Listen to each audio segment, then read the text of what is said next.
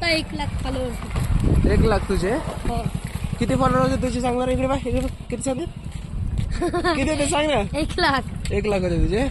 वा, 1 लाख होते फॉलोअर्स. तर पब्लिक, आज मी आणि माझा भाचा आला होता राशन आणाय. भाऊपाशी नंबर लावला आणि ह्या चिमुकल्याला खेळता खेळता वेट करायला लागलो की नंबर कवा येईल. तो जगन हे पोरगा म्हणते मला पण तुझ्या व्हिडिओ मध्ये यायचं. मी म्हणलं चल बाबा, घेतलं तुला पण व्हिडिओ मध्ये. तितक्यात भाऊ म्हणजे तुझा नंबर आला, अंगठा लाव. मी म्हणलं आलोच. राशनची चिठ्ठी तर काढली, पण राशनच्या काट्याची चार्जिंग खतम झाली होती. म्हणून पोट्टा राशनचा काटा घेतला, निघाला.